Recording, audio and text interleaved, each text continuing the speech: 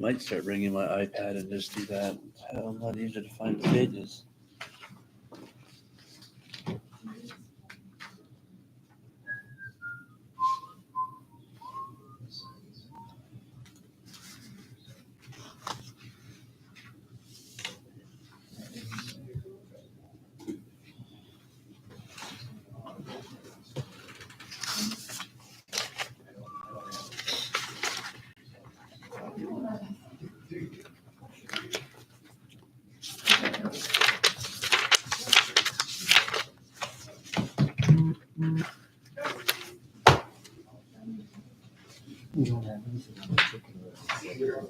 I don't know. Isn't it on here? It's on the thing, but I don't see it. It should be 10E.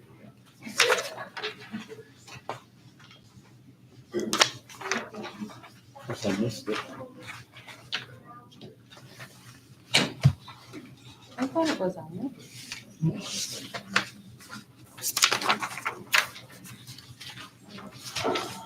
Kristen, is the chicken ordinance in here? Joel was reviewing the presenter.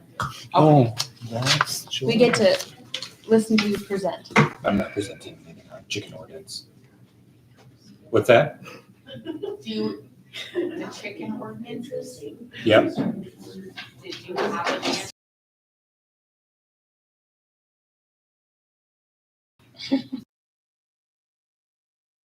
That to next time. Okay, will this meeting be discounted?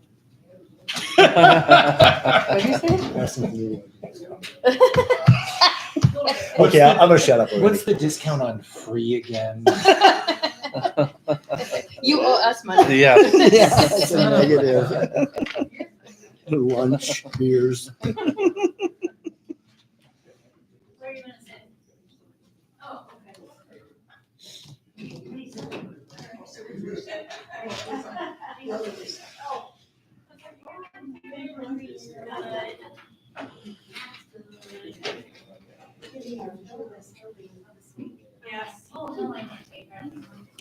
Oh, yes. Oh, I'll get it. I was like, but you do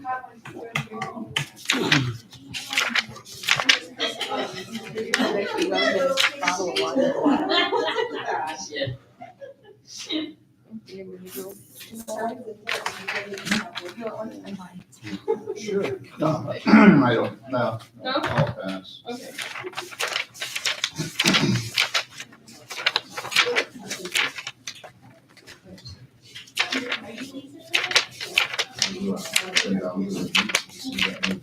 No, not yet.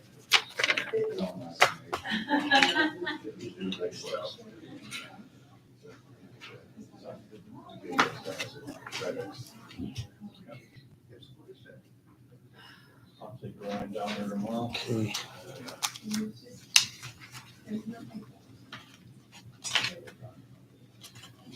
I don't see a 10K in there. Oh, there it is. Tomorrow's supposed to be cold? Okay. Why? It's what you said you Tomorrow it's dipping down and then it's gonna get back up Thursday, Friday. How cold is it supposed to be tomorrow? He said in the 50s. Oh, that'll be a nice change of pace. It's too Then hot. up again on Thursday, Friday, Saturday. I'm getting so mad at my camper fixing leaks this year. Oh my God. Yeah, and then next week we got in the 80s.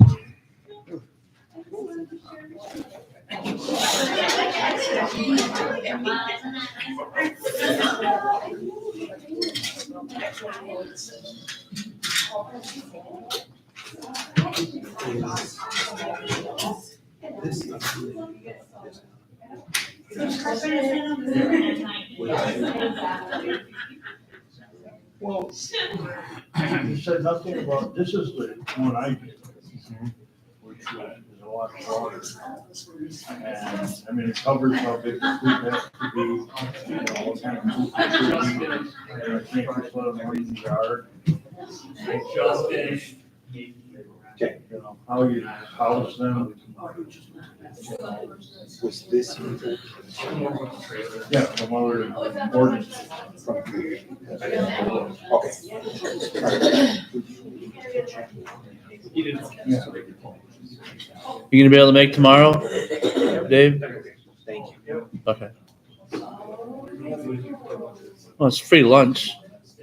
Free lunch tomorrow What's free lunch? for Legion guys.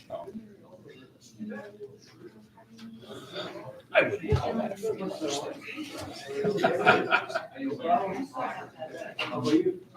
We'll pay for it out of our funds.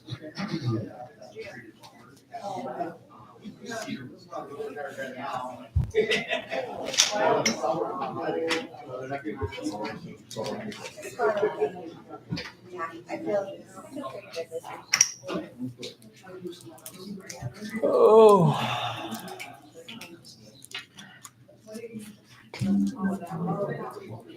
Is that the assistant ambulance guy? He's the assistant director, Eric.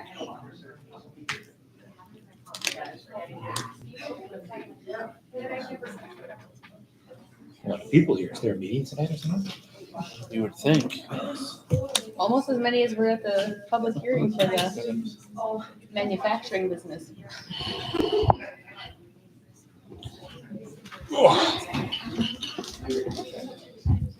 Well, it's which clock do I go by? That one or?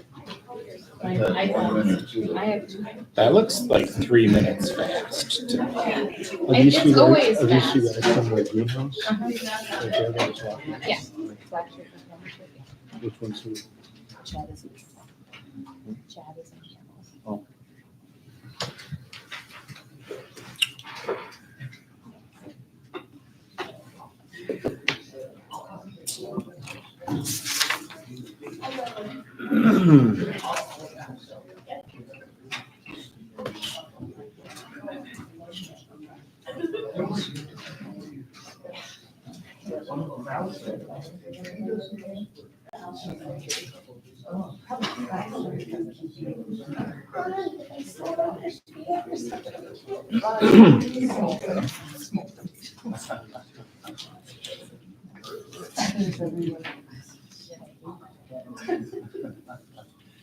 Feels so bad.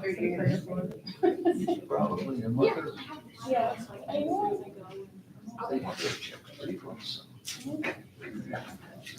Okay, all right, let's start this regular meeting to order. Roll call, please. White, Here. Fitzpatrick, Here. Lassie, Here. Lossing, Here. DeConsich. Here, let's rise for the pledge. Pledge allegiance to the flag of the United States of America and to the republic for which it stands, one nation, under God, indivisible, with liberty and justice for all. Do we have any public input?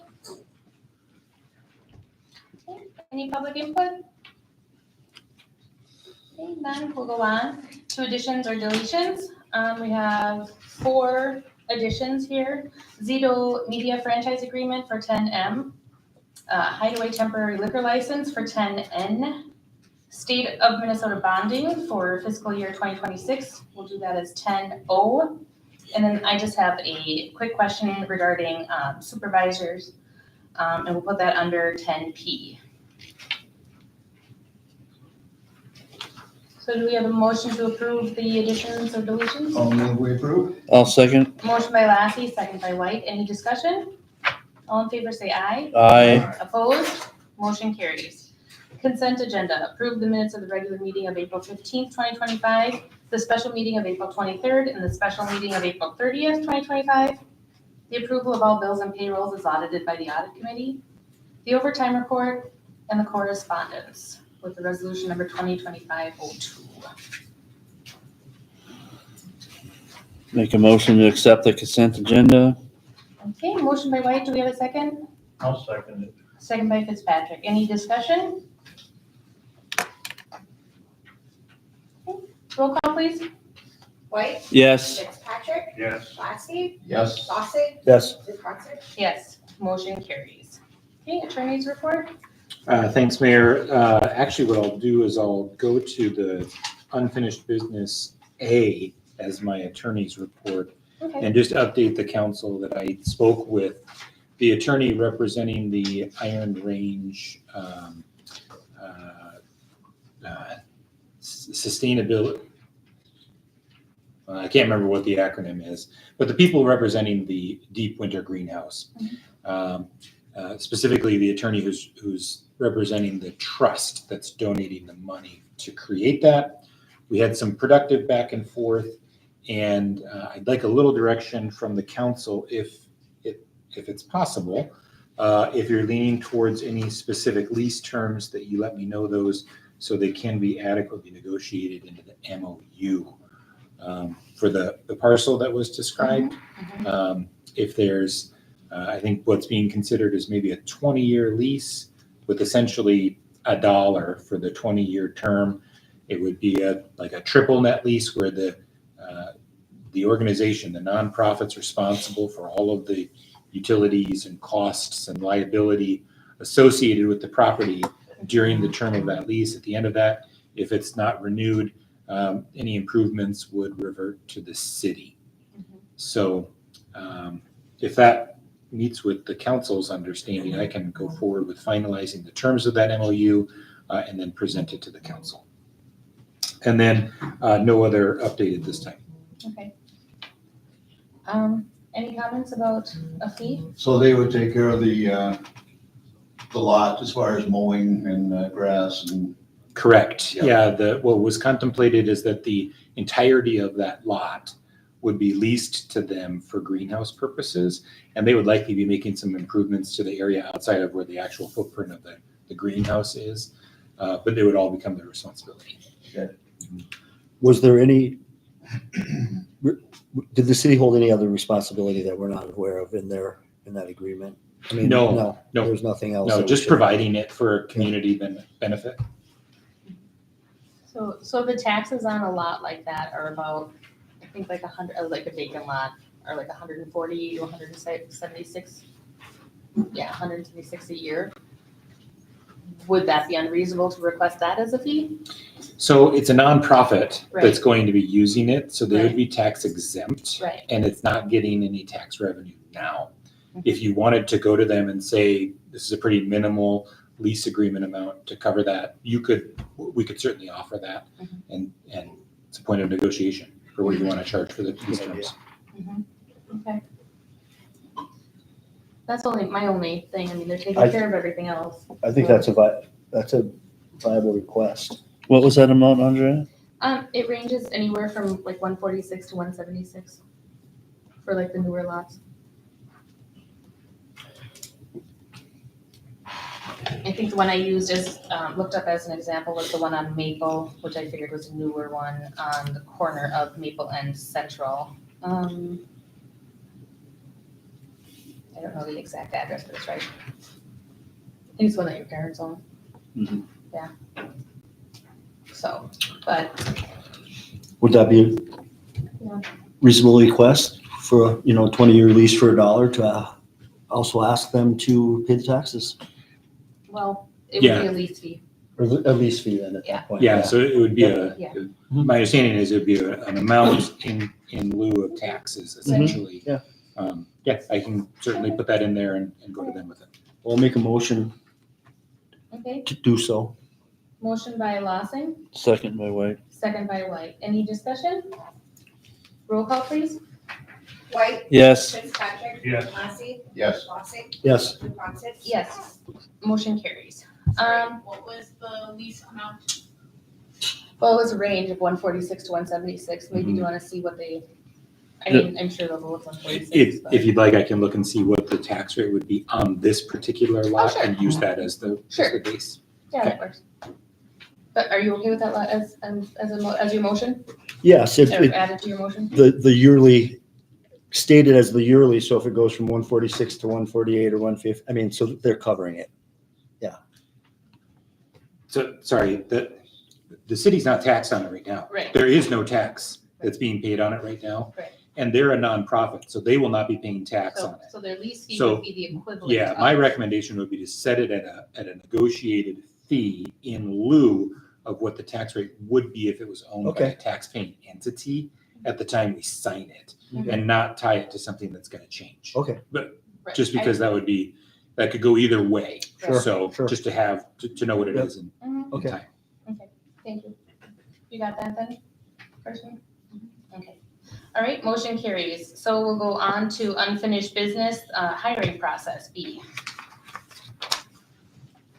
So you'll see in your packets, a complete hiring process from multiple entities. Is this the process that you would like to take for, the new position, or the position that is open? Is that why it's in here? It was tabled from a special meeting. Councilor Lawson, you Uh-huh. requested that we include the League of Minnesota Cities hiring process and Aurora's. Yep. So it's Okay. up to you if you want to adopt a policy formally for this position or how you want to go about that. I will make a motion that we adopt Aurora's policy. I think it fits us just about to a T, unless you guys in the office see any problems with it, or, you know, it's just our opportunity to tweak it if we want to, but I think it's a really good baseline for sure. My question just is on the ministry, it says the hiring committee. Should that just be the city Council. council? The council, We don't yeah. have one committee. I'll second the motion of adopting this hiring resolution. Okay, motion by Lossing, second by White. Any discussion? With the change of With the number change. 3. Yes. Hiring committee to council. Okay, roll call please. White, Yes. Patrick, Yes. Lassie, Yes. Lawson, Yes. Johnson. Yes, motion carries. Teamster Local 320 Union Grievance, number 7981. This is just on there for, because it's not finished yet, right? Discussion. Okay. Can I go back to the hiring process real quick? You guys want to schedule a study session for before the first meeting in June to go over the applicants so that you can make a decision on who to interview for the first meeting in June? Yep. Okay. Their Um, applications are due the Friday before the first meeting, so. So Would we there's- be able, could we get the application, if they're due by the Friday, could we have the applications for the weekend so we can study them? So we're then prepared, because a lot of times, I mean, that's what we did on the last one, and that way we can pretty much, if there's 10 applications, we might only be talking about interviewing 3 people. And it would make that study session a lot more streamlined.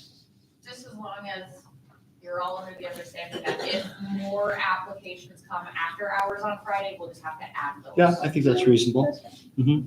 You can cap the submission timeline at a particular time on that day, unless it's already been posted. It's been posted. Okay. All right, so we'll have a study session, prior to the first council meeting in June. So, well, we'll have to have a study session then, either right before council or Monday, the 2nd. Do you have a preference? Anyone? I gotta look at my calendar. I think I'm here the whole time, so. Okay, do you have a preference as to Monday or? I'm free any day the council wants, so Before, because we should be able to get it done pretty quick, because it would just be refining who we're going to interview at that point. correct? Yeah, whatever you guys want. Let's just tie up one day then. Let's do it before the council meeting, if everybody agrees to that. That works for me. that works for me. Okay, what time? So it'll be the 3rd. Well, we should give each other, enough time, because we don't know how many applicants we're gonna have. So it should be at least 4 o'clock, 3:30. I'm almost leaning towards 3:30 just in case. Yeah. Okay.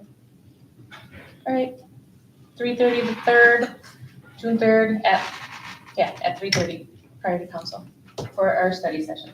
That works. Yeah. Yep. And then we'll get them the Friday prior. Okay, sounds good. Alrighty, yeah, so 8C is just still, no, that's for discussion still? Correct. Okay.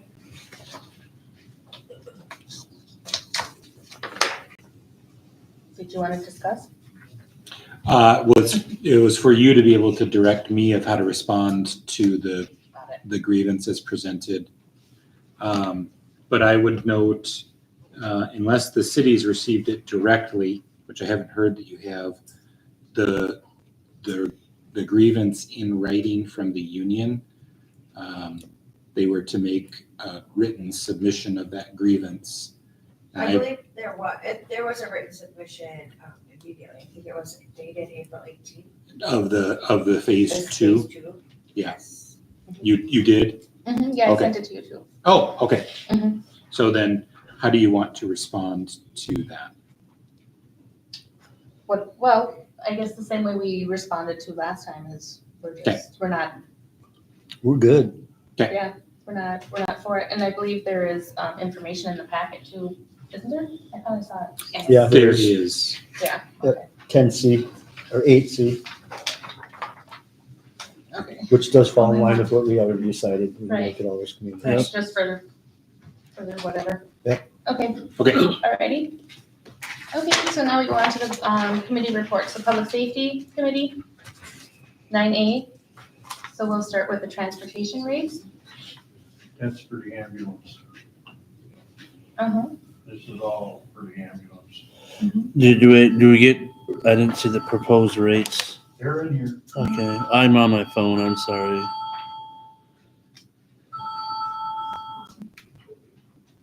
Okay, so it looks like there's EMR, EMT, paramedic rates of Ely, Aurora, Virginia, Hibbing, and Cook, ranging anywhere from. Emily's here. If you could, Emily, do you want to speak? Oh, there you are. Okay, no, I didn't just want to speak. Yeah. Perfect.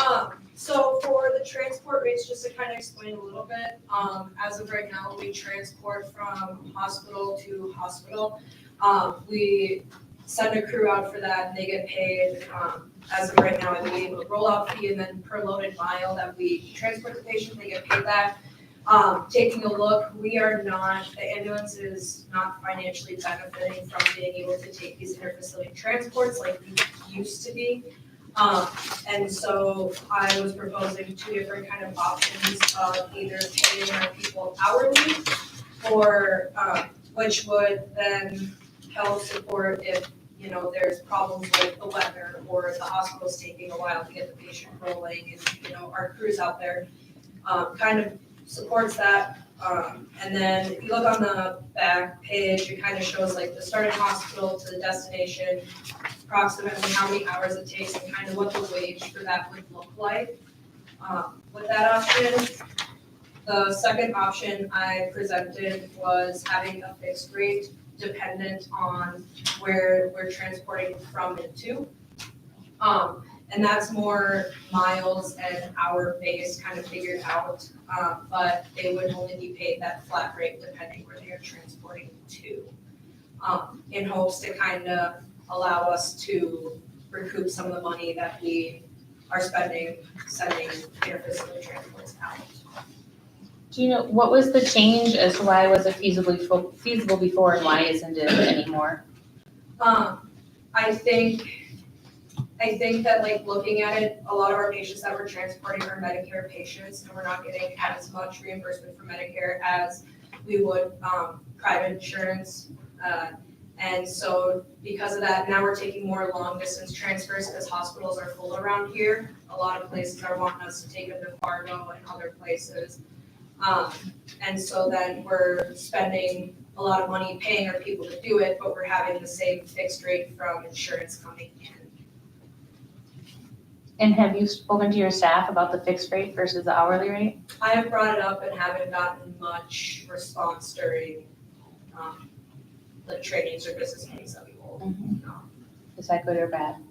I don't know. So you would be fine with just going back to the old way where you just got paid your normal rate? Yeah. So whatever our current rate is, I think it's 18, 21, and then paramedics is whatever they are. So just like a normal 911 call, you're just paid for those hours, that's it, no mileage and none of the other stuff. Still get your meal pay that follows the credit card or the meal policy, but that would significantly reduce the charge for the runs for the city, what we pay. How was the attendance or like what's the word I'm thinking of? The people responding to go on those calls, was that still good or? Well, it's because we haven't had full staffing schedule, it's been kind of hard to get interfacility transports out, because our main goal as the city ambulance is 911 community center. And so if we're not 100% sure that we can respond to our 911, we don't send a transfer out, but we have been able, I think in the last month, we've sent 4 out, which is pretty good for us. But then again, we're paying out, quite a bit when we're having to transport a patient to Fargo or to Duluth or those farther jobs. Okay. And were you able to meet with the public safety committee about this? Yes, Okay. and they seem to Be recommend responsive? going for it, yeah. All right. That's all the questions I have. Does anyone else have any questions? I'll make a motion that we go ahead and return the transport rates back to their hourly wage. I'll second it. Okay, motion by White, second by Fitzpatrick. Any discussion? Roll call, please. White, Yes. Fitzpatrick, Yes. Lassie, Yes. Lawson, Yes. Johnson. Yes, motion carries. Ambulance billing rates. Yeah, so Take her away. Sorry, I took a look at the Office of EMS, they did a financial report in 2023, kind of taking a look at what ambulance services bill their patients, and they broke it down regionally. We fall in the Northeast region, and then they also now kind of standard across the state of Minnesota, there's 5 different levels at which you can charge a patient. And it's broken down into EMS or BLS non-emergency, which would be your transfer to EMT, BLS emergency, which would be your EMT 911. And now because we're part-time ALS here, we also get the ALS 1 non-emergency, which is going to be our paramedic transfers from hospital to hospital. We have ALS 1 emergency, which is going to be our paramedic 911. And then ALS 2, which is when we do several different interventions and or medications. And then they also found the average for what our region particularly is charging our patients for those different levels, which I included in, I don't know, did you guys get the packets? Okay, yeah, so I included the rates in there. And then the graphs I included, they also show what the 90th percentile median and average is. I took the average on it. As of right now for Babbitt Ambulance, our BLS rate is 1,200 residents, 1,250 non-resident. ALS is 1,600 resident and 1,670 non-resident with a mileage of $20 per loaded mile. I want to propose that we increase this, and I'd like to adopt the different levels, the 5 different levels of care, because right now, if we go on a paramedic call and we use a whole gambit of things, we use all the medications in our module and all different types of equipment, we're charging them the exact same that if I just gave somebody a Benadryl. But we're using $1,000 of equipment on this compared to 60 cents of a Benadryl. So I want to kind of break that down, and my proposal is BLS emergency, so our 911 for EMT would be 1,500. BLS non-emergency, so for a transfer, 1,300. ALS 1 non-emergency, 1,900. ALS 1 emergency, 2,000. ALS 2, 2,500, and then per loaded mile, $50. Taking a look right now, normally on our 911 call, if we took just the EMT 911 and we take them to Ely, that's usually the destination we go. With the 1,200 and then the loaded miles, it kind of equals out to about 1,546. With the new proposed rates, we would be charging 2,365. That'd be an increase. The biggest reason I'm looking for this is because a good chunk of the patients that we take care of are Medicare patients, and Medicare only pays 30% or 30 cents on the dollar back up to a certain amount. So even though we're charging more, it's going to end up being more, but a lot of it is still going to be written off just because that's how Medicare pays it, and then writes other 70% off. So right now we're not recuperating enough money to kind of keep ourselves afloat going the way we are. And medical equipment, medicines, training, payroll, it all just keeps kind of getting more expensive. And so then I did include a matrix in there for you guys, just to kind of show the first two columns are our current BLS and ALS rates, transporting to the various hospitals we go to. And then the next 5 columns kind of show the rates I'm proposing, what it would kind of look like. Some of these transfers we don't take an emergency ALS transfer to Fargo, but I've included them for there too. So yeah, that's kind of the proposal, is increasing those billing rates and then being able to kind of divvy up how we bill. Okay, and you guys spoke about this too at the committee meeting? Okay. And we can do this with our building company, Sarah? Oh, yeah, yes, definitely. Oh, wow. Why wouldn't we? Make a motion that we accept the increased charges for everything you just said. It's written down here. I'm not gonna read it all for everybody all over again. BLS emergency, BLS, ALS1, ALS1, ALS2, and 50 per load or mile. Okay, motion by White with a second by Fitzpatrick. Any discussion? It really doesn't look like it's the numbers are just for the public to know, the numbers aren't changing a whole lot. It's very minimal. It's like, for example, ALS1 goes from 2,000 to 222.31 there. Okay. And the rest of them are way less than that as far as the change, because that's a higher skill deal. So Okay, that's it. any further discussion? Roll call, please. White? Yes. Fitzpatrick? Yes. Lassie? Yes. Lossing? Yes. Rapunzel? Yes, motion carries. New ambulance equipment. Yeah, sorry. So we have, So now that you raised all the money, now you're asking. Yeah. So we got wind this year from our main equipment manufacturer, Stryker Emergency Care, that they are no longer producing the parts and or equipment for our current COTS and for our current Lucas devices. And so our COTS are what we use for every patient when we move them, how we transport them, all that stuff, it secures them into the ambulance. The Lucas device, that's our CPR device, so that will do the manual compressions for us, so then we have extra hands to be able to do what we need to. And usually we only have 2 or 3 people show up, so being able to have a machine do efficient and correct compressions every time is very vital. And then our monitors, we also took a look at. That's what does all of our vitals, provides shocking if we need to, pacing if we need to.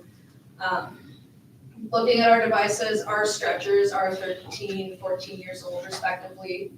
Our Lucases are both 12 years old. And so yeah, they're no longer producing parts or the product, so we're gonna have to start looking at buying, if we need maintenance, it's gonna be harder to find people to maintain it because they're not gonna be no longer trained in maintaining these devices, and the parts are gonna have to be aftermarket. We did have a Stryker representative come up and show us the new equipment. That included the new ambulance cot, the new Lucas 3 device, and then he also showed us the new LifePak 35 monitor. And so I did have him write up, I do have 4 options in here, I did have him write up 4 quotes for us. And so for doing all of our new equipment, that'd be 2 monitors, 2 cots, 2 Lucases, it'd be about $221,000. The Stryker is willing to buy back all of our old equipment and give us a credit for it, for $28,000. That gives us an end total of $193,000 about. They also do offer a 6-year payment plan. And then we did get about $110,000 or $114,000 from the state as a grant that has to be used this year. It has to be diversified in where we use it. But we can put some of that towards down payment, towards equipment, and then the Lions Club said they'd be generous enough to help us a little bit with the equipment. But to get a whole new setup for all the stuff that we use, it'd be about $35,000 a year without taking into consideration the grant and the Lions Club donation. And then we did also look at having the 2 new monitors, a new cot, and a new Lucas put in, and with buyback, all that stuff, leave us with a total of $148,000. 6 year would be $30,000 a year. Then the option 3 was we had him write up a quote for 1 new monitor, 1 new cop, 1 new Lucas. With buyback, would leave us with $103,000, which would be about $22,000 a year. And then we had to do 2 new cots and 2 new Lucases. With buyback, that'd leave us about $96,500. 6 years, $19,000. All this equipment gets used on pretty much every ambulance call. It's past its expiration and maintain date. They usually maintain it for 7 years. We're past that, almost double on all the equipment. And when we need the equipment, we need the equipment. And they, with the 6-year payment plan, they also do lock us in a fixed interest rate that won't move depending on the economy does and that kind of stuff. And whatever happens, if there's, more pay for tariffs to get some of the equipment into the United States, the price will be locked. And then, are you able to pay anything off ahead of time, or are you, okay? Yeah. And ideally, you would, most preferred option 1. Yeah. And what did your committee prefer, like as far as budget? Like, do you have the money in the budget? I wasn't there for the meeting itself. I am aware of what we have for money, but John, do you want to speak on that? Yeah, we thought that since these payments are relatively close to one another, that they should go for the first package. And Emily told us they can afford it. Because I believe we can put almost $70,000 from our grant towards that, which would, I think, take a big chunk out of it. And then budget for it going towards the future. And if we get future grants, I can always pay ahead on it to pay it off quicker. So just so the public knows, we're not talking about any money coming out of city funds. All this stuff will be paid for out of the ambulance existing funds over time. They do make money each year. So this isn't going to come out of the city budget at all, just so everybody's aware of what we're talking about. I make a motion that we go ahead and accept offer 1 and allow the ambulance partner to purchase option 1. Okay, motion by White. Do we have a second? I'll second that. Second by Fitzpatrick. Any discussion? Okay, roll call, please. White, Yes. Patrick, Yes. Lassie, Yes. Wassick, Yes. Lukantic. Yes, motion carries. Okay, now ambulance department employee non-compliance letters. So we have a few employees that I've gotten in touch with since the first of the year. We do have minimums that we need to meet as part of the department. And then wanting to send out letters or notifications, just kind of warning those members that they are not in compliance. Mainly because I'd like to see your participation, or they do currently hold radios and pagers that we would like active members to have if they choose not to be active with us anymore. We do have, I think, 3 or so new people coming in, and we're scraping to try to get radios and pagers for the new active people. How many do you have to send out?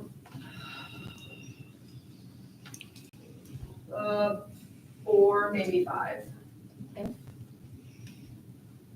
Okay, that's just for our information, right? Or do we have to act on this? I brought it to the committee, they suggested bringing it to city I'm council. not sure that we need to act on that. That's in the bylaws that they do that. So we would only act in the instance where termination was necessary, then the council, I think, would have say on that. Okay, all right, thank you, Emily. And then, last for you is hire Ashton Shield, did I say that right? And Maya Rain to the ambulance department. I'll make a motion, we hire Ashton and Myra to the ambulance department. Okay, motion by Fitzpatrick, do we have a second? I'll second that. Second by White, any discussion? Who's the other one? I only have Ashton. This one, further down, or a couple pages back. Oh, Maya Run, right?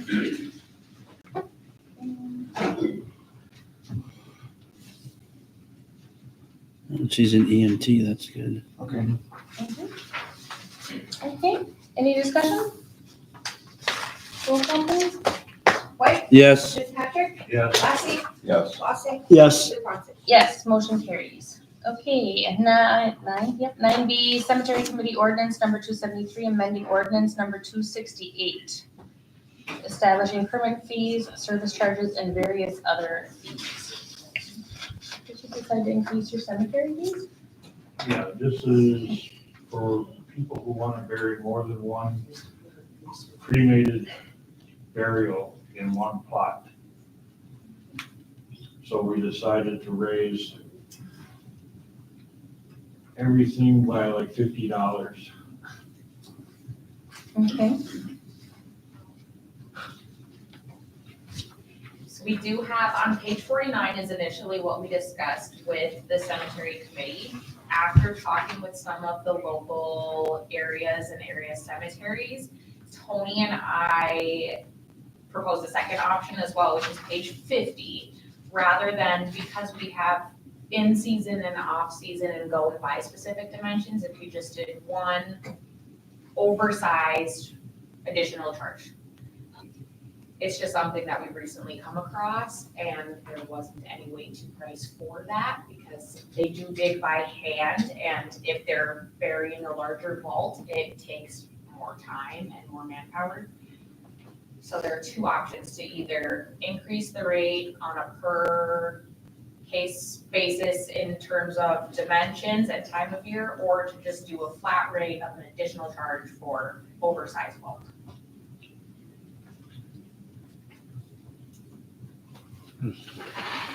what did the committee decide? Well, we didn't see this one. Yeah, your second one, 9B is new to us.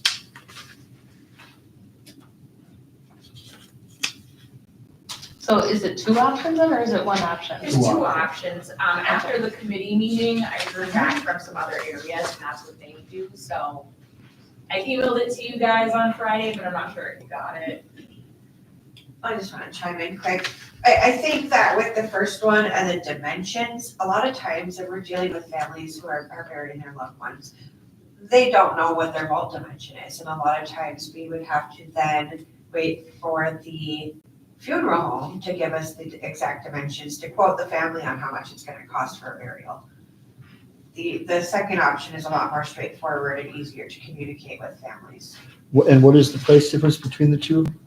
Or it goes Just by, an additional charge of $200 if the vault exceeds 20 by 20.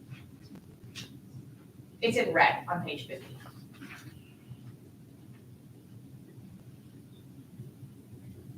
okay, otherwise it's the $50 like John, of the first one. Yeah, otherwise it increases by dimension, so it goes from 175 to Oh, yeah. 250, 250 to 350, and then they differ depending on the time of year as you go down based off of the dimensions. so doesn't the cremation, they have to have the special vault to put them in, I know that for burial. Don't they come as standard size? Some people choose to put two cremations in one vault, in which case they make larger vaults for that purpose exactly. It's like, say, a married couple wants to be buried together. And some cemeteries, like ours, require a vault, some don't. So Okay, the vault sizes can differ a little bit, and I guess a while back, there was a case where someone put 3 cremains in one, which was significantly larger than, so it just came up recently, we had to know. I was just curious, I know who it came up with from, I was just wondering. Oh, I guess I defer to the cemetery committee. Thanks. Yeah, I have no idea. And you say that the first one will be a problem? It's just a little bit harder to gauge when people are trying to reserve their service. They don't typically know the dimensions, and we just communicate that with the funeral home instead of making that an additional worry. So it's a little bit harder to communicate. Plus, if you're saying, well, if it's Monday through Friday, this size to this side, during this time of year, it's this much. But if you're going Monday to Friday, this size to this size, during this time of year, it's this much, and so on and so forth. It just gets a little more confusing for the families scheduling. So it's going to 175 to 200. So it would be an additional 200 on top of the burial fee. Okay. And that would be for multiple, Yeah, so you would just add that if it was, you add the 200, if it's a Monday through Friday, you add that to that rate. If it's a Saturday, you add it to that rate. If it's in season, off season, you add it to that. and that's easier for you guys to administer. Yes. I'll move we take option 2, the one in red. Okay, motion by Lassie, do we have a second? I'll second. Second by Fitzpatrick. Any discussion? Roll call, please. White, Yes. Fitzpatrick, Yes. Lassie, Yes. Lossing, Yes, Zupansich. Yes. Okay, motion carries. 9C, Planning Commission, CUP for Mulberry Labs. I know nothing about it. You wanted to add it to the agenda just to give them an update from the public hearing? On the Mulberry Labs? Mulberry? No, sorry, that was my bad. It would be the Commerce? business lots, Okay, Commerce and Central, sorry. which was really only Commerce, okay. Well, just to tell you that you're all aware that the Planning Commission did have the hearing and well attended. There was lots of pros and cons, and it was decided to just let it sit for a while and let people think. It's kind of hard to make a decision when you have a lot of input and a lot of emotions both ways. So Planning Commission opted to wait and act on it next month. Let it sink in and see what happens. I think you also have to come up with the ordinances, right? Well, yes, the other reason is we don't have any ordinance in place that regulates this type of business. We do have ordinances in place where you can smoke pot, and we do have ordinances in place for the retail sales, but we don't have anything in place for this as far as regulating setbacks from churches, schools, whatever. Okay. And that's the thing that we need to get. Okay, so thank you for the update. So then that kind of segues into the next one for the cannabis ordinance. Yeah, we've got a number of ordinances that we can pirate. All of them are good. All we have to do is change some names from the city to ours. And You see this letter from them? you'd probably have to refer it to the Planning Commission for public hearings. Okay. They sent a letter to email all of us, I believe, on Friday, right. Thursday? And the long and short of the letter is a request, we're actively evaluating other locations, respectfully request that the city council introduce a proposed alternative location at its May 6th meeting. The prompt action during this critical period will help ensure that it remains our preferred choice for this transformative project. So we have talked at, I'm sorry. Would you like me to repeat that? So the letter sent by Richard Stewart said I'm just gonna read the last paragraph of it. It pertains to what we're talking to the most, and that is a different location. As we are actively evaluating other locations, we respectfully request that the city council introduce a proposed alternative location at its May 6th meeting. Your prompt action during this critical period will help ensure Babbitt remains our preferred choice for this transformative project.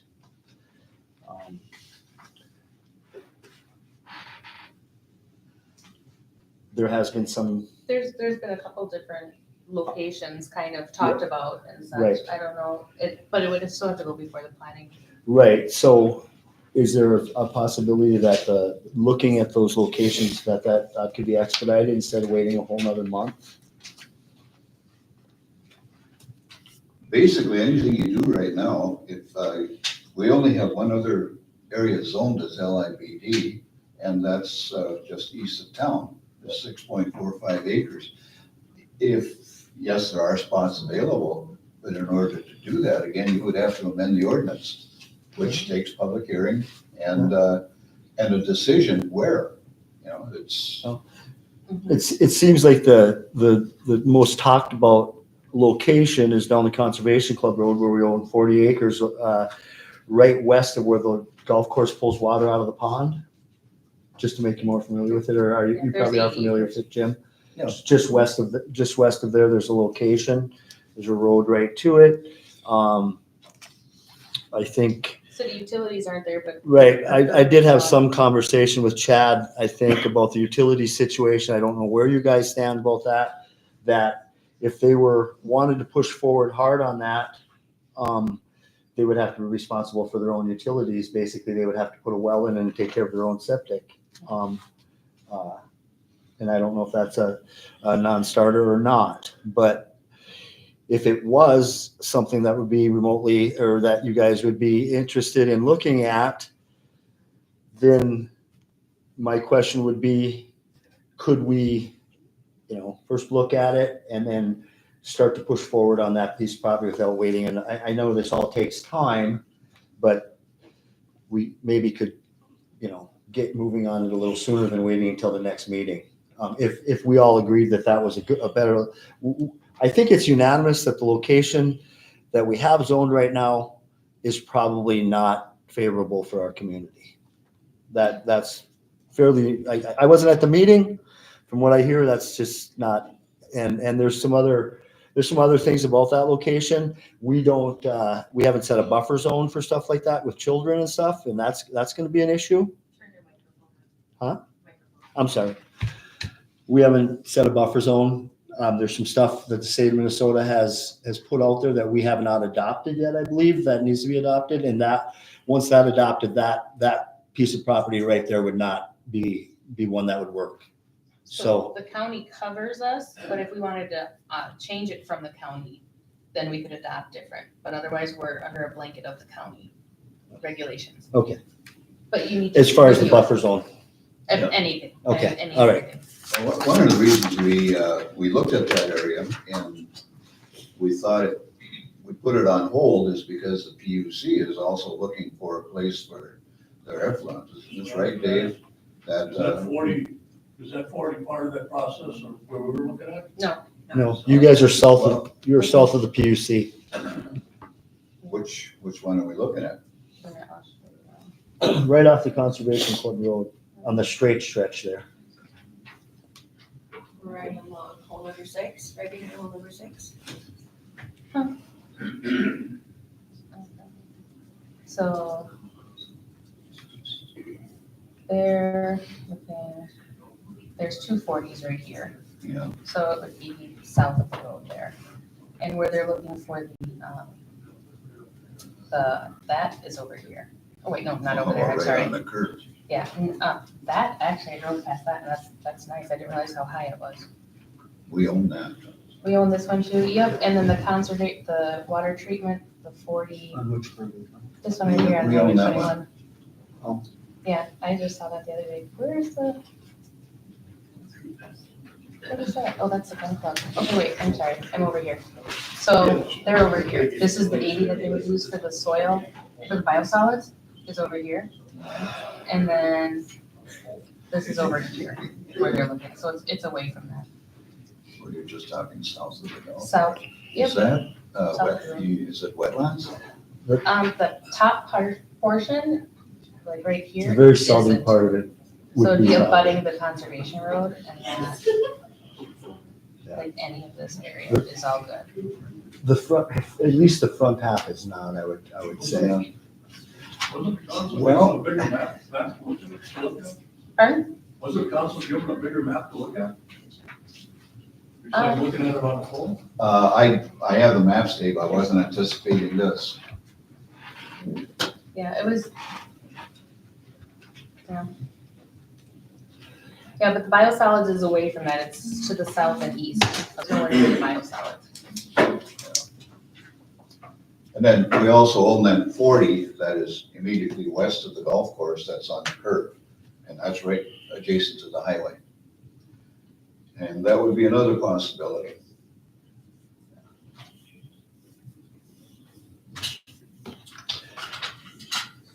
So- The 6 acres right over here on the corner by the bike and hike, if you were to go walk it, it's a big hole. It is very, it requires a lot of. And you're close to Yeah. residential Yes, units. no, And exactly. about half of it is usable. Yeah, that's a pretty sensitive area that we could use, but you've got to be very careful of what type of business you let in there.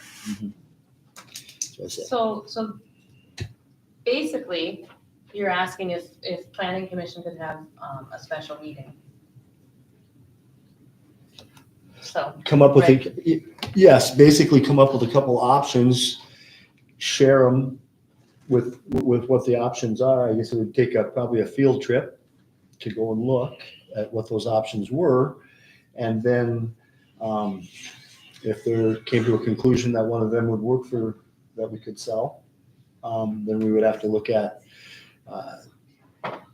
zoning it and changing the ordinance and whatever you have to do. Well, out there it would be less controversial than in town, so that should be a little bit easier. Right.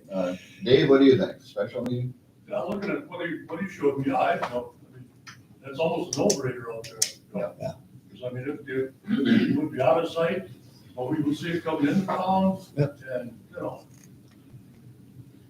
So, Ms. Kirsten, could you set up a special meeting for the planning commission next week sometime? Sure can. Not on Wednesday, which is my golf day. Jason, did you want to add something? And it's Dave's too. I'm gone Thursday through Monday because I'm on a fishing trip, so. Thursday. Monday or Tuesday. Tuesday is good. The one thing I want to point out on that, while you're looking for that site, is that area south of the golf course. And I have to look at the map, but there is a protected undevelopment zone for the wastewater treatment plant that is in that area, and I don't know where that boundary is. I think it's further At to one the point, we east. talked about it when we were doing the west development. Yeah, that's to the, I think what you're talking about there, Jason, is right east of my property. It's the 40 next to, I know Okay. that one is protected for sure. It was Yeah. sold to the Babbitt. Because I tried to buy it at one time, that's how I know. It was sold to Babbitt, or given to Babbitt by the state or whatever, could only be used for the PUC. Yep. Yeah. Okay. Just make sure that you guys cross-reference I know- that, and that any site you look at isn't fall into that category.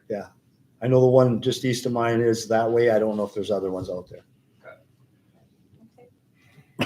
Okay, so we'll set up a special meeting. It will not be for making ordinances or rezoning, but it will be to see if we can get a special spot, and then we can schedule public hearings if we can agree on a good area. Does Tuesday work for you? Absolutely. Any day. Oh, Tuesday. I guess I would like to be there too, so I guess we should plan it for what? We get a joint council planning commission. Or Or it could be a council, No, yeah, could even though be a it wouldn't quorum. be or whatever. And what time are you doing that at? Or you're gonna Convene. determine? Whenever you can get people together. Okay. I would- All right, If I'll we'd just be in write the it down. afternoon, that would be great. Okay. Okay, so that will stay, and then, C3 for the, industrial park, which kind of Well, that was sort of, segues same into thing. that also. Okay. All right, now we're on 10, new business. Ambulance department city-owned cell phone in lieu of stipend. Okay, Emily? Yeah, so, the last few months, with being the director and my assistant director, we've been getting phone calls from like hospitals, insurance companies, patients now have been getting personal numbers, that we'd like to have like City of Babbitt ambulance phone. cell phone that whoever, like, I can have it during, while I'm in town, if I have to leave town, Eric could have it. And then that way, it's one phone number that can always be contacted, for ambulance, issues or anything like that. But then also if there's another change in leadership in the future, then the phone number and all that stuff stays the same instead of having to make sure we call everybody, change names, change all this stuff. Sure. That it would just kind of be easier than personally than my personal phone number isn't getting to everybody now. I'm not getting calls at 2 a.m. from insurance companies. And then with that, on page 28 of your packets, in green in the middle is what it would cost for a new phone would be 99 cents, a one-time fee to buy the phone. It's $43 a month through AT&T. I went to AT&T and met with them, got that price. They have a program called FirstNet, which is geared towards police, ambulance, and fire specifically. So if coverage were to have failing issues, they get priority. Sounds like a win-win. Okay, I just have one question. That phone would just be used for the director and the assistant director, correct? Yes. Okay. okay. Make a motion, we go ahead and get a cell phone for the ambulance department. Okay, motion by White, do we have a second? Second. Second by Lassie, any discussion? Please make sure once you get it, you let everybody know right away so they quit calling me. Cause I get phone calls all hours of the night in Alaska and everywhere from the hospitals for transports and everything else. You can maybe take your time. Okay, any further discussion? Okay, roll call please. White, Yes. Fitzpatrick, Yes. Lassie, Yes. Lossing, Yes. Rapunzel. Yes. Motion carries, sorry, I said it was last. State Department hired Jordan Hayward and Colin Walker as summer workers, casual laborers. Tony's not here tonight, but he did interview and talk with the individuals, and that was his recommendation. Okay, I'll move the higher. motion by Lassie, do we have a second? I'll second. A second by White, any discussion? Roll call please. White, Yes. Fitzpatrick, Yes. Lassie. Yes. Lossing, Yes. Rapunzel. Yes, motion carries. Recreation Department hired Danny Daniel, Matthew Bach, and Leo McCraw for summer workers. Was this Caitlin's recommendation too? Same thing. Same thing? Okay, do we have a motion to hire? Make a motion, we hire. Motion by White, do we have a second? Second. Second by Fitzpatrick. Any discussion? Roll call please. White, Yes. Fitzpatrick, Yes. Lassie, Yes. Lossing, Yes. Rapunzel. Yes, motion carries. Recreation Department donation, Recreation Beach donation, bench and slab. The school would like to donate a bench, in honor of Tanner Aho at the beach. Oh, awesome. They would want to pour a slab and then install the bench, so we just need council permission. They would work through Caitlin on that for They would work location. through the rec department, yes. I'll move we approve it. Okay, motion by Lassie, do we have a second? I'll second. Second by White, any discussion? Yeah, donation, roll call please. White, Yes. Fitzpatrick, Yes. Lassie, Yes. Lawson, Yes. Rapunzel. Yes, motion carries. Ordinance number 274, regulations for chickens. So, Table? yeah, this is the one that I was gonna ask you to table till next meeting, Mayor. Okay. Resolution number 2025-07, approving the state of Minnesota joint powers agreements with the city of Babbitt on behalf of its prosecuting attorney and police departments. Those are also very fully in the packet. Have we done that before, Joel? Is this a standard thing now, or?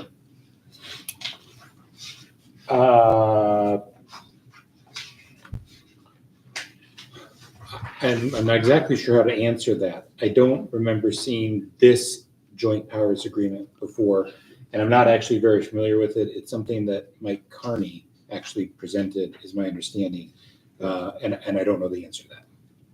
Do you think we should go ahead with it at this time, or? Yes, that would be my recommendation. Okay, that's what I was getting at. Sarah, do you have any? I'll move we approve it. Okay, motion by Lassie. Do we have a second? White, I'll second. Second by White. Any discussion? Okay, all in favor say aye. Aye. Resolution, sorry, roll call. White, Yes. Fitzpatrick, Yes. Lassie, Yes. Lawson, Yes. Rapunzel. Yes, Okay, motion carries. Resolution number 2025-08, authorizing the city of Babbage to make application to and accept funds from the state of Minnesota Emergency Communications Grant. This is for fire department radios. It's projected to cover the cost of the radios, and I believe they have already been approved in the first process of doing so. Just need a resolution.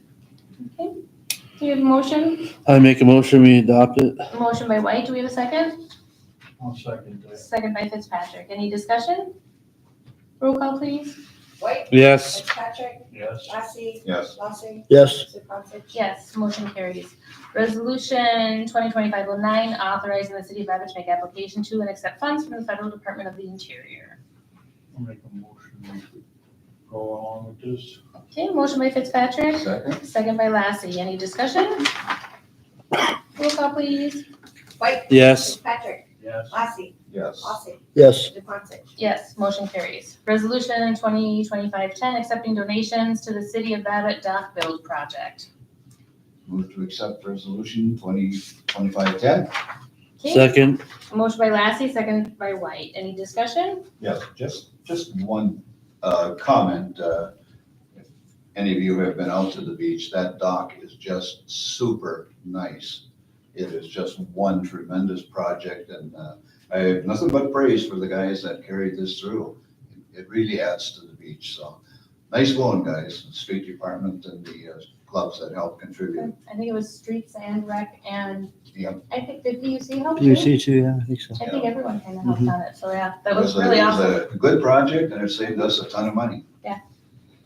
Okay, roll call, please. Wait, could I Oh, get sorry. you to amend, just thinking of it now, I do have dollar amounts for the lumber that was donated and the steel. If you would just amend your motion to include that, I can add it in the resolution. Okay, Okay, we'll do that. I just realized they weren't in there, but you already approved accepting the donations, I just think it should be in there. On that, should we, since we did, the community kind of stepped up and supported that for us with the donations and stuff, should we recognize that in the paper? Should there be a recognition of the people that did We donate should stuff? send a thank you. Yeah. Yeah. Or do it publicly so people know who's, Yeah, good idea. okay. Roll call, please. White, Yes. Fitzpatrick, Yes. Lassie, Yes. Lossing, yes. Zupansich. Abstain. Motion carries. City Hall handicap door. So we have two handicap doors that are functional in this building. The one at the police department just needs a battery replacement. But the entrance into City Hall, the door in the hallway, does not. And that kind of puts us out of ADA compliance, and it's really hard to watch people try to come in that door when they could use a handicap button. I just highly recommend us having it. And we do have the funds in the city facilities to do it. How much would it cost, sir? I believe the quote's 3,500. And There's not an extra 34. 500 for electric, roughly. There's not a lot of companies that do this in this area, so we couldn't get more than one quote. There are did you try any of the companies in Duluth? Yeah, they won't service our area. They won't I anymore, reached Cell out. Hardware won't come up here no more? Okay, because they were the ones that originally probably installed all this stuff, and they won't. Yeah. Masabi Glass window and door was the only one I could get to look at the main front door when it was having an issue. And if the project's not big enough, even they won't come this far. Okay, That's a reasonable price anyway. I looked at having doors done when I worked for New Range, and that was about the going rate for any door to be fixed. It was about $3,500 for something like that. So, is that not included? You said electric will be added to that, so it'll be Yes, just and under that's estimated 4,000. An additional 500. Okay. Make a motion. We go ahead and fix the handicap door with the proposal the girls got. Sabi glass? Motion by White. Do we have a second? Second. Second by Lassie. And so that is a motion for $4,000? Yeah, up to $4,000. Okay. All right, roll call, please. White, Yes. Fitzpatrick, Yes. Lassie, Yes. Lossing, yes. Zupansich. Yes, motion carries. Marina project. This is neat. Okay. In your package, you have a drawing of what they're calling a marina. There are no amenities. Where they're putting the marina is a little shell. And for $2 to $4 million, I think this is a little excessive. Okay. Did you put this on here for discussion purposes? Yes. Okay.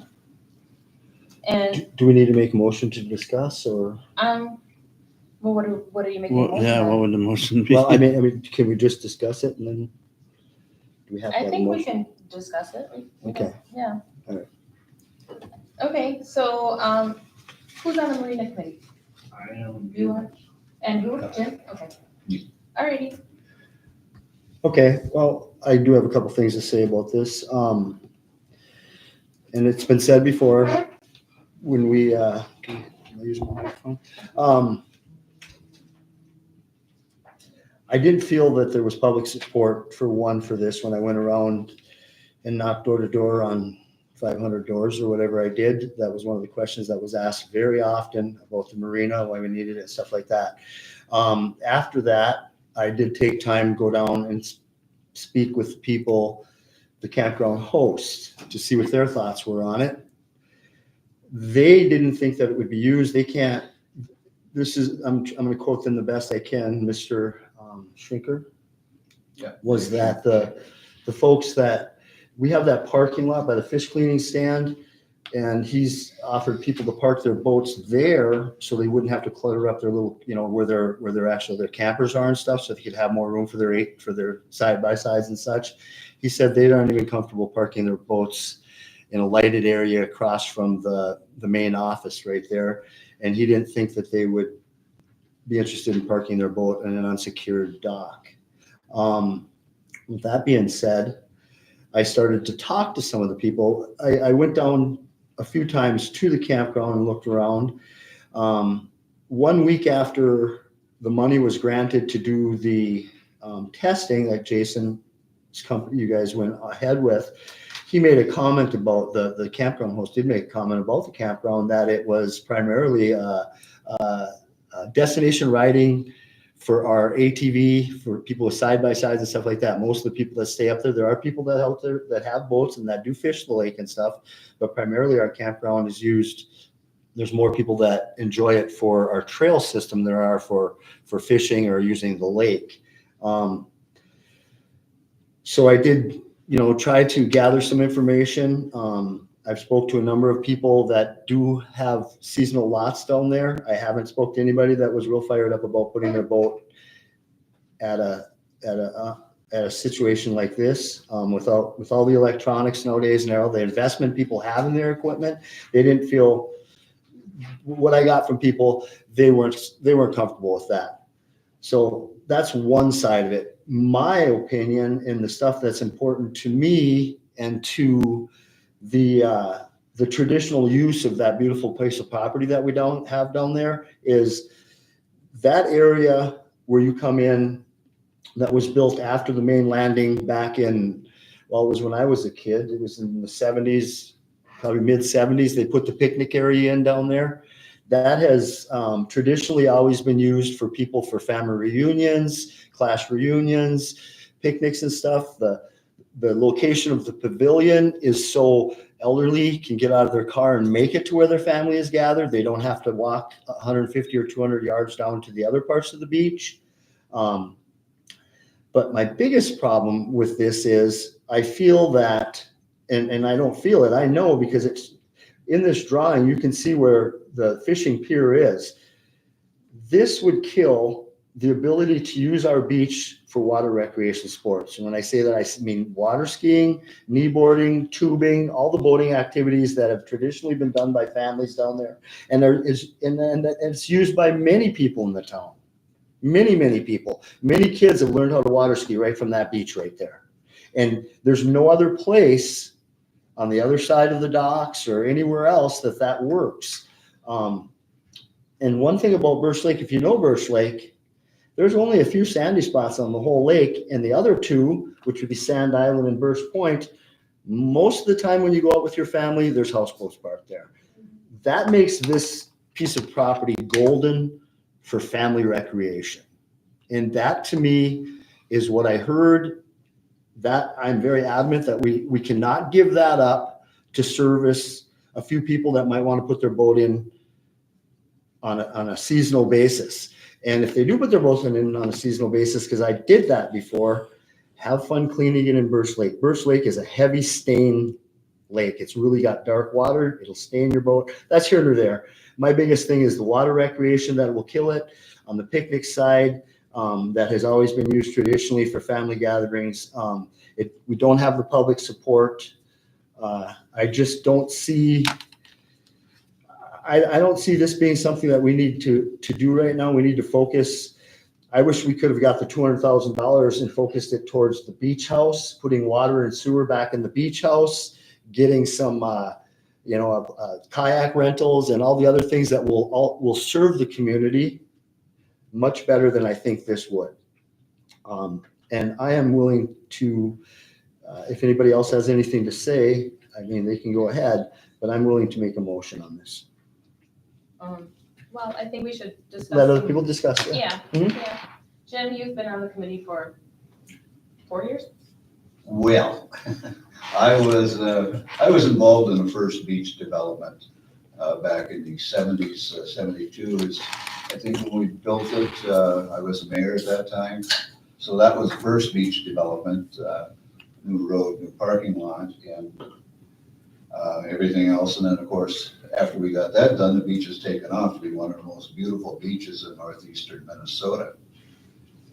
And of course, you've seen the work we've done with the additional parking lot and then the adjacent campground. So we've developed this beach area into a pretty prime area for the city.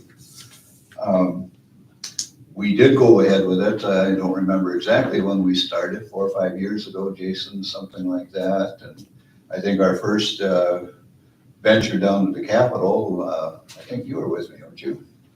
Did you go with LCCMR? We got the LCCMR with Mike Larson, and that was $200,000, and I think we pretty much spent that so far. But I think talking to Jason, if we did go ahead with this project, the odds are pretty good that we would get 100% financing on this. Isn't that what you sort of said, Jason? Yeah, just a little bit of clarity is, yes, you started on this project about 4 years ago. Council asked us to do kind of a feasibility concept plan. You applied for an LCCMR grant. You did receive that grant. It was money you received, I think it was last fall is when we were able to start getting going on this. And we've been started on a little bit last fall and have really started working on this starting this spring. There is obviously a marina committee meeting, which we presented this concept plan to, and we have had direction to move forward based on the concept plan. We're about 50% into it right now. You have not spent all of your grant. It is a 100% grant that you are operating off of right now to get the project to the point where it's designed and you have cost estimates, you know what permits are in front of you if you want to move it forward to the next phase. So right now, that is your commitment at this point.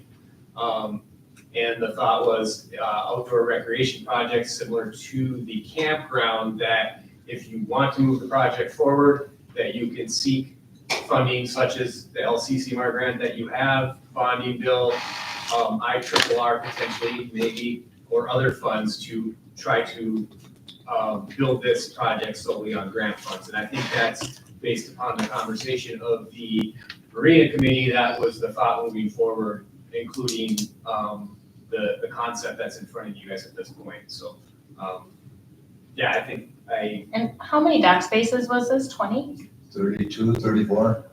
Somewhere in there. I don't have it right in front of me.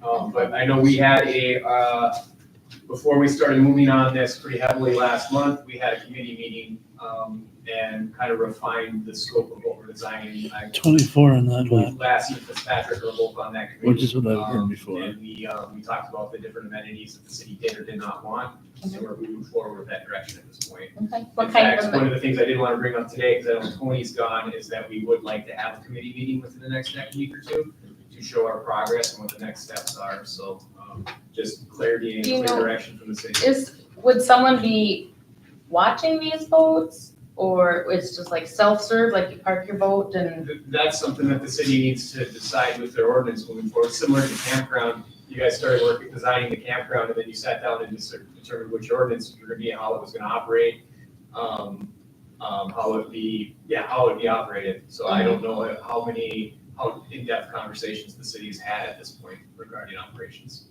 Really not much. Oh, yeah. I think that the thought was from the design standpoint, the direction we've received from the committee is that it to be as maintenance-free as possible and low operations.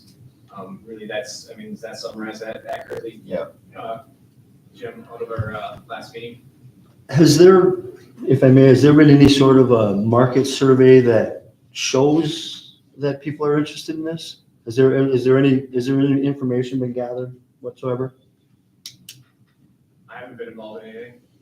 This was a request of me to move forward by the city. It's just a timeline correction. You and I actually did the thing with LCCMR online for the 200,000. It was right after I became mayor, so it's been 3 years. That's when we interviewed, but you didn't receive the grant and authorization to spend the grant until this last fall. No, but it was one of the first things I did was have to testify in the office. Me and you did it Yeah. online or on the So we had telephone. done the concept plan the year before that and submitted to Yeah. LCCMR, so it would have been Okay. almost a full year and a half of working on it before that. We Okay. Testified on. All right. I stand corrected, our LCCMR was for the campground. Okay. So I see that the pavilion is taken out for parking on here. Is there a plan to move the pavilion? I know that's, Yeah, I think the conversation we had at the committee level is that the pavilion be relocated by the city to a preferred location. would it need to be rebuilt or is it movable or? I don't think we've gotten into that far of detail at this All point. right, so that would be an extra cost then too. And then I also see about 29 spaces are not actually on the city-owned property, it's on the leased property. And that was the same as where the new boat landing and stuff happened years and years and years ago, like 8 years ago or so. Travis, how long, 8 years ago, 10 years ago, something like that? You were on there. So I think there was like some problems getting a hold of them with the Masaba lease. There was like issues or whatever to like do that stuff. Do you still anticipate that? That's what Probably we're looking same into at this process. point. Yeah, we could never get a hold of them, but we'd rather the lease with them, and it said that we're able, or we actually have to maintain the beach. I believe is that we were able to do that. Yeah. I just remember it was like, we still hadn't heard, so that's just, those are my two questions. Who would be watching it? Is it on your own? Do you think anyone's gonna park there if it's not manned? I mean, if they're not parking their boats in the parking spot where it's lit, would they put it on the water where? Well, the dock will be lit. There's proposed 3 lighting stations, Okay, but there's not parking it in the lit parking area that's by the office, No. according to the Shinkers, so. Those are just my only questions. I mean, Well, if the there's public is. There's 3 lights in the parking lot. Mhm. She's comparing it to the comment about people parking at the campground in the parking lot across from the office. Mhm. Yeah, where they didn't have interest in doing that. And they're like floating, they're not up on lifts or anything. The finger docks would be floating, the main pier itself would be fixed structure. No, I meant the boats. So the boats would just be loose in the water, tied up, right? Correct. Okay. Yeah, correct. There's no lifts pulling Yeah, on yeah. the water. So what is up for discussion here? So now that everyone's kind of up to speed. How much of the $200,000 have we used, Jason? I would have to look at my invoicing. I can follow up with you guys on it. I don't have that number. Okay. John, did you have something in mind when you put this on the agenda? Yeah, I wanted to get the council's opinion on if we should move forward on this. It seems like a lot, or a little bit for a lot of money. I mean, what is the final cost on this thing? We'll know that once we have a design. That's what that's right now, like I said, the commitment you have right now is going through the design project process, which will have a cost estimate. And when we reach that, I think by fall, we'll have that in place, late summer, July, I think is our schedule, end of July. And then at that point, you've reached the scope of your grants and then make a decision on what you want to do. There's nothing at this point says you're building this marina. It's you have a grant to go through the design and get ready and determine what type of permits you need to build it. Well, Dave? If this thing is built, who's gonna operate it? The campground host? You can hire a full-time person to, and like Dwayne was saying, a lot of people don't want their boats sitting there with $1,000, couple $1,000 worth of electronic equipment without somebody maintaining a 24-hour watch on it. Watching it. Correct. I think so we have meeting minutes from our last committee meeting, and I think we were talking about having a security camera, but I'm not sure if that was part of the discussion, I looked at CC if that was determined or not. But again, the operations standpoint is something that the city has to make a determination at some point. Are there any repercussions if we do not use the full grant? I've never had that We were happen. awarded it, so. I've never had that happen before. Someone not Right. stop their project in the middle during a grant, so. You've never had someone stop it in the middle of having a grant, or you've never had? so when I spoke with, her last name is Nash, I can't remember her first name. Rebecca? Yeah, Rebecca Nash at LCCMR. She seemed fairly user-friendly. I don't know if, how that would work. That would be a question we'd have to ask her. That if we stopped right now, could the remainder of the money still be used for, maybe the remainder of the money possibly could be used for the beach house or something? We could ask. It's only a question that could be asked.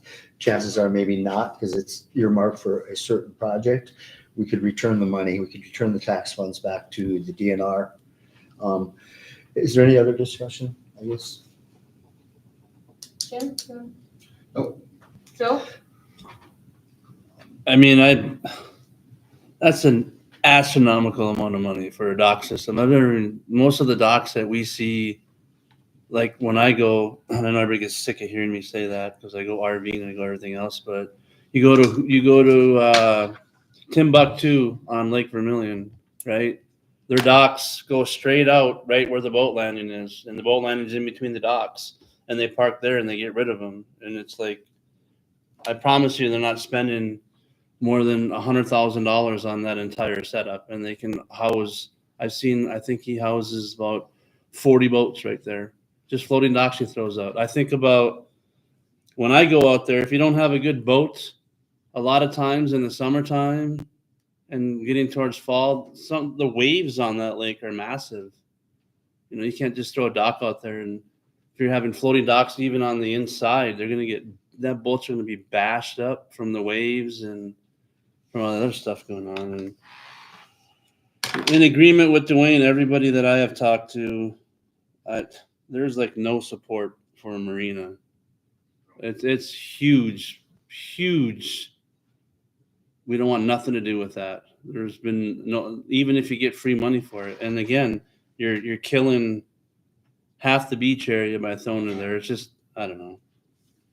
I don't like the design. I don't support it. But that's all I The gotta free say. money, I mean, we would still have to maintain it. So Well, someone's still paying for the It money. would still cost to maintain it. Taxpayer. Yeah, I money's never free. Believe that money included in that ballpark-ish estimate includes the parking, right? Not just the dock, but it's like everything, the parking and the lighting, the electric, okay. Okay, John, did you have anything else to say? No, I'm on the same page as Dwayne. I've talked to people and they're not interested in it. Nobody had talked to a park their boat there overnight. Okay. So, if I may.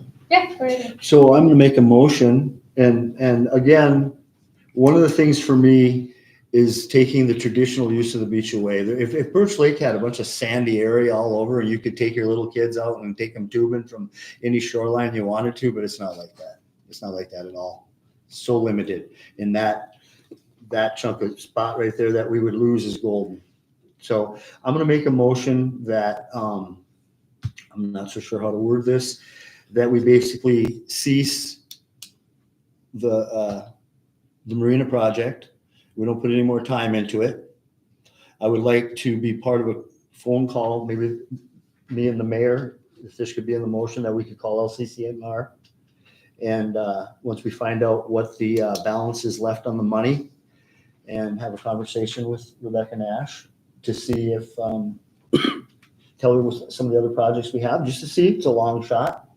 To Okay, see and if, see if there are any repercussions on Huh? stopping it. yeah, and if there's any repercussions, yep. Okay. She told me on the phone the day, 2 days before we had a council meeting, and I basically said the same things I said today, but there was a vote of 3 that wanted to go forward with it.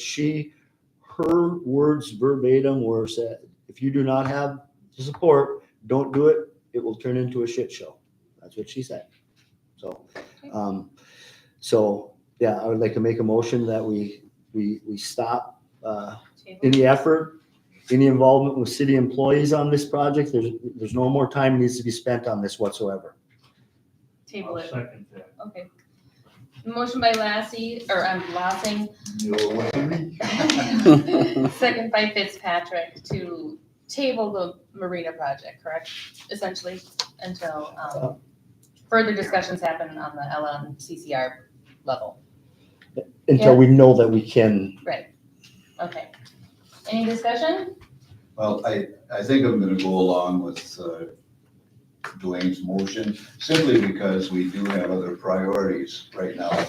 And if we do see funding from IRRR or state funding, that may impact how we can get money from other sources. So we've already done some groundwork on it. The boring samplings are in place. That foundation is good. And I have the same concerns, safety concerns, although I do see some of the merits for the project. I think at this time, we have so many irons in the fire that let's concentrate on the ones we have that will actively benefit all of the people. So I intend to vote yes. Okay. Any further discussion? Roll call, please. White, Yes. Fitzpatrick, Yes. Lassie, Yes. Lossing, Yes. Zupansich. Yes, motion carries. Next is the Mulberry Lot Listings Contract. So the contract is now expired for the remaining Mulberry lots. As in the email that I sent you, the council is free at this time to choose what to do with the lots, either advertise and sell them in-house or put them out for bids with another company or whatever you would like, so. Well, I would just soon stick with you. I appreciate that, but I would prefer not to have it. You're I've so had good. it for quite some time, so maybe it can be done in-house. There aren't that many left anymore. Or you can put it out for bids. You can see what's out there, who else is interested. Yeah, why don't we do that? Set it out for bids. It can't hurt to get some other opinions.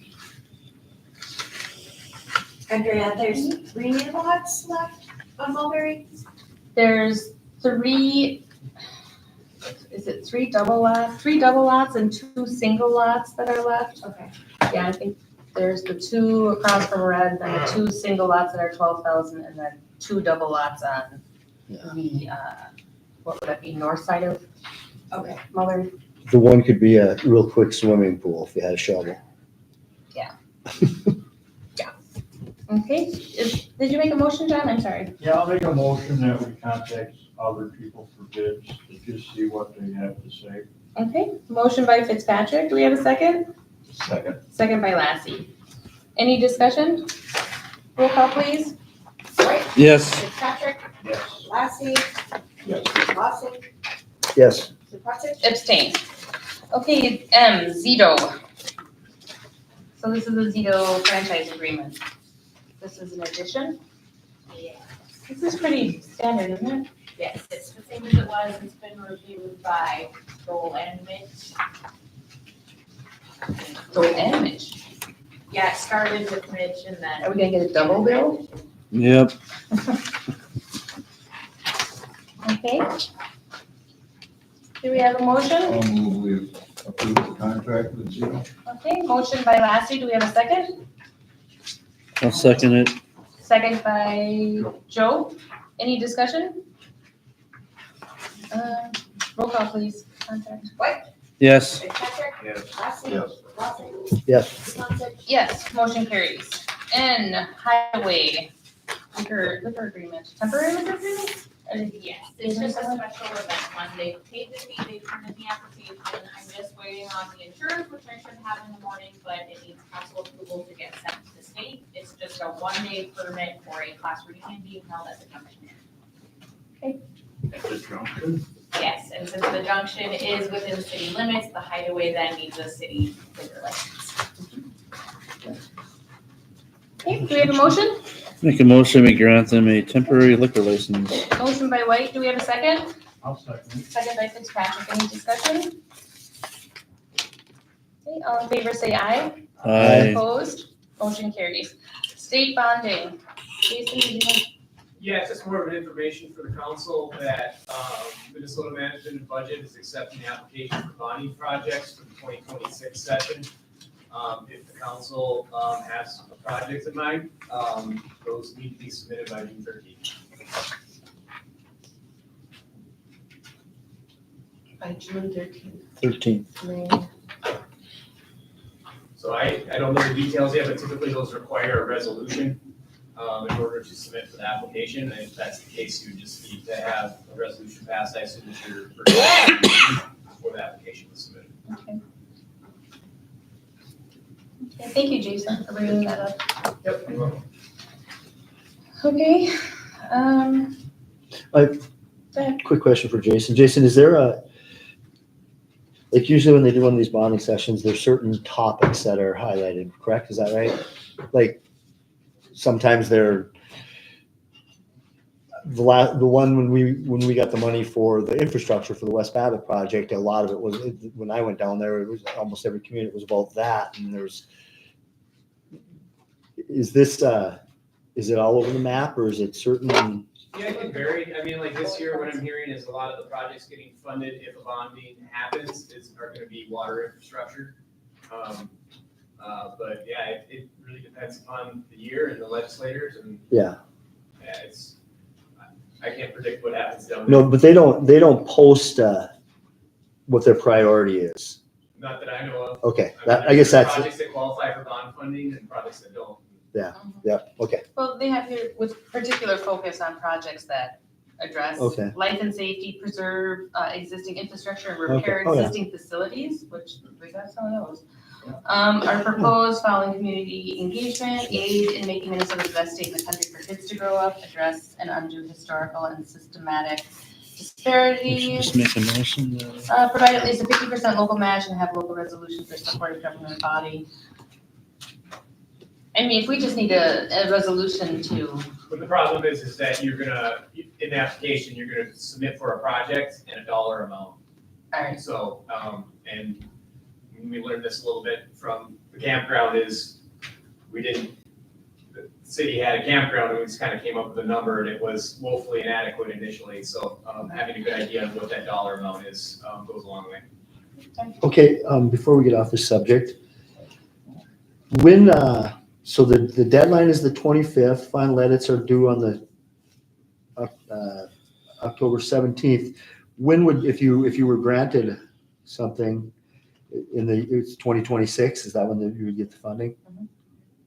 If there's a bonding session in 2026, then the money would be available July 1. If it passes that bonding, it'd be available July 1 of 2026. Okay, so these are the applications for the next bonding session. This is for the 2026 bonding session.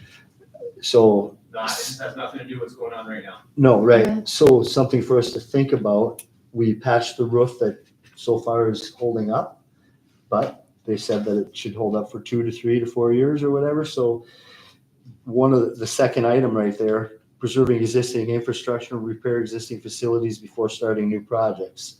That falls under that. So it might be something that we take a look at. we could move a couple things into that. Yeah, we could.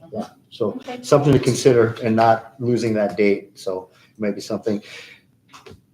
Well, it needs to be in the system by June 13th, so we need to have something by. Yeah. Next council meeting. Yep. Okay. All right, Okay. thank you. Thank you, Jason. And, I would like to say, Jason, thank you for all the work that you guys did do on the marina and going forward with it and stuff. So, thank you. I'm sorry, that was O. Key supervisors at council meetings. Are supervisors supposed to attend one? No, this is added on by me. Are they supposed to attend one council meeting a month? I can't, so that didn't change that? That's been past practice for a long time. I Okay. think it's in the contract. Is it in the I contract? believe it's in the union contracts. Okay.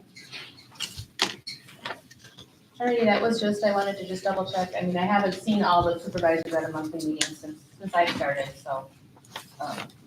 Just wanna make sure that all the supervisors attend the monthly meeting like they're supposed to. It's supposed to be the first one of the month. Is it a designated one? Okay, the first meeting of the month, okay. Unless we request you come. Or unless if you're on Yeah. vacation. Yeah. Yeah. Okay, I get it. I have a question on that. Does the PUC department has a supervisor, are they required to attend council or just the PUC commission? I I don't, would think council. would- well, the whole time, They've never really attended council. no, the whole time I was there, No? I've never seen the PUC. Oh. Head here. So as long as Not they are once. attending their PUC commission meeting, that fills that requirement, so only have a. The requirement is, the requirement, I believe, is set by the council. And I think for the department heads in whose union contract it is, would require that they attend the council meeting. But I don't think that is in the PUC directors. Because they're their own entity. The superintendent does follow the 320 contract for District 320. I'd have to look and see if that is a requirement. There are things that are carved out, even within that contract, that are different. So I don't know the answer to that, I think. Alright. That was my only question on that one, so, that is it then. So the next council meeting will be May 20th at 5 PM. We have a motion to adjourn. Yes, you do. Motion by Lassie, do we have a second? White. Second by White. All in favor, say aye. Aye. Opposed? Meeting is adjourned. Thank you, everyone, for coming. Getting aggressive there? Yes. Oh.